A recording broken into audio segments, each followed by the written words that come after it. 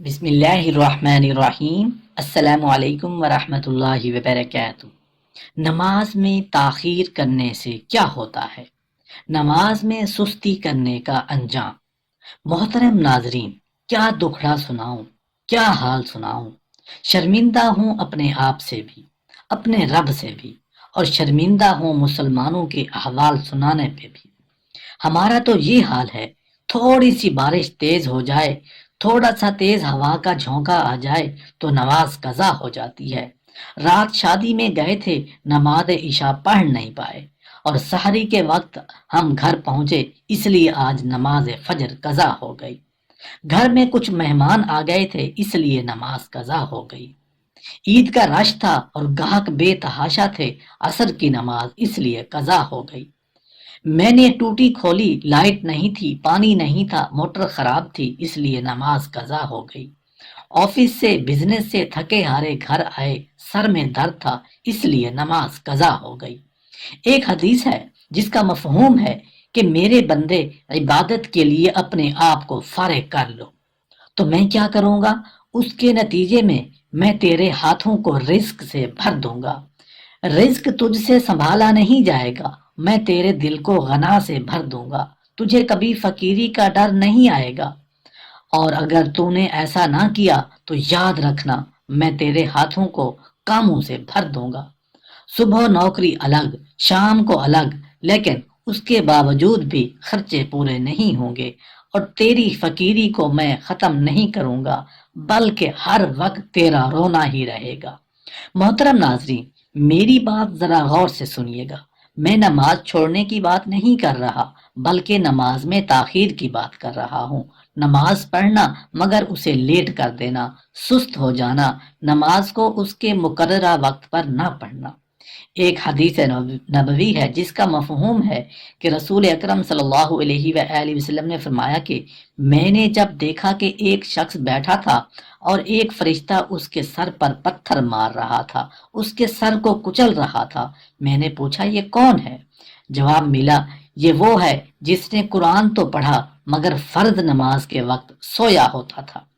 ایک روایت جو ہم عموماً سنتے ہیں کہ منافقوں پر فجر اور عشاء کی نماز بھاری ہوتی ہے۔ فرمایا جن لوگوں کے سر نماز کے وقت بھاری ہوتے ہیں ان کے منافق ہونے کی نشانی ہے۔ اس لیے جب تک نماز کی پابندی نہیں ہے، آپ کو کبھی چین نہیں آئے گا، آپ کو کسی معاملے میں کبھی سکون نہیں آئے گا۔ رسول اکرم صلی اللہ علیہ وآلہ وسلم نے فرمایا جس کی عصر کی نماز رہ جائے تو اس کی زندگی کے اندر جو بھی مال ہے سارا برباد ہو گیا، اس کے خاندان کا ایک بچہ بھی نہیں بچا، سارے مر گئے، اتنا نقصان اس کا ہو گیا، اور انسان کہے کہ میرا نقصان ہی نہیں ہوا۔ ایک بوڑھی ماں نے ایک شیخ سے سوال کیا، میں نے بہت کوشش کی ہے مگر میرے بیٹے نماز کے لیے اٹھتے ہی نہیں۔ شیخ صاحب فوراً بولے، جھوٹ کہہ رہی ہو۔ اب ایک عورت کو کہہ دیا جائے کہ جھوٹ کہہ رہی ہو تو اسے غصہ تو آئے گا۔ کہنے لگی، میں کبھی جھوٹ نہیں بولتی۔ شیخ نے کہا، یہ بتاؤ اگر آپ کے بیٹے کے کمرے میں اے سی میں آگ لگ جائے تو کیا کرو گی؟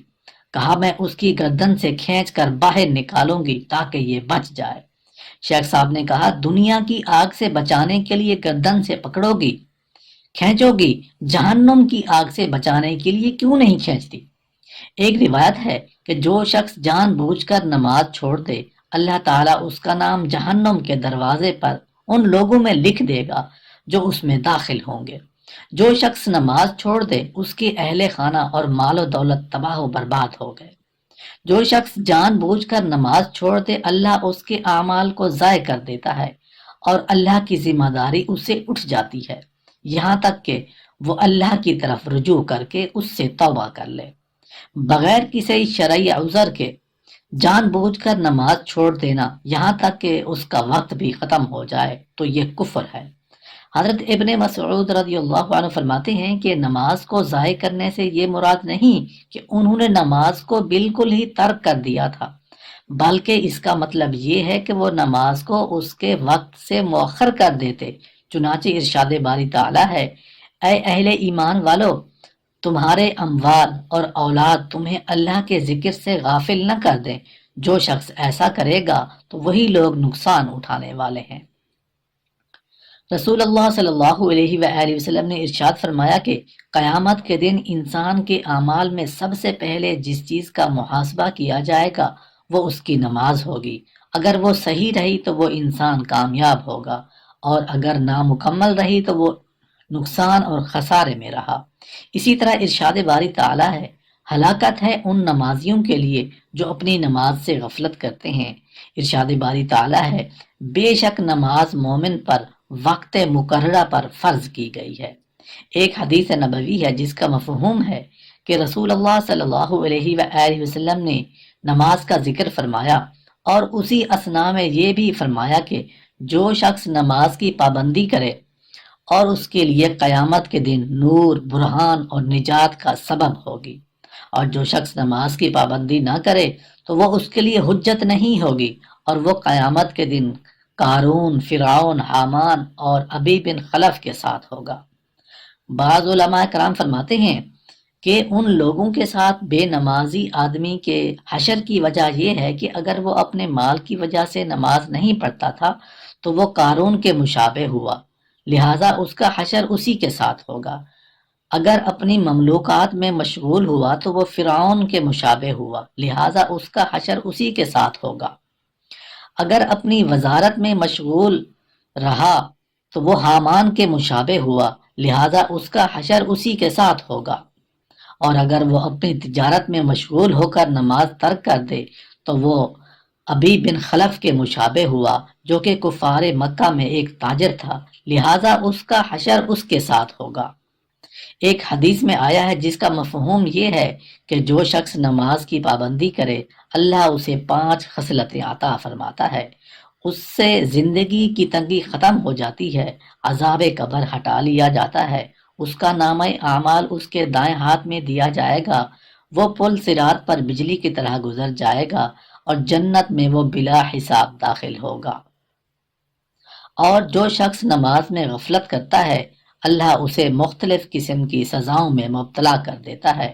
ان میں سے پہلی سزا یہ ہے کہ اس کی عمر سے برکت ختم ہو جاتی ہے، اس کے چہرے سے نیک لوگوں کی علامت مٹا دی جاتی ہے، وہ کوئی بھی عمل کرے اللہ اسے اس پر کوئی ثواب نہیں دیتا، آسمان کی طرف اس کی کوئی دعا بلند نہیں ہوتی، نیک لوگوں کی دعاؤں میں اس کا کوئی حصہ نہیں رہتا۔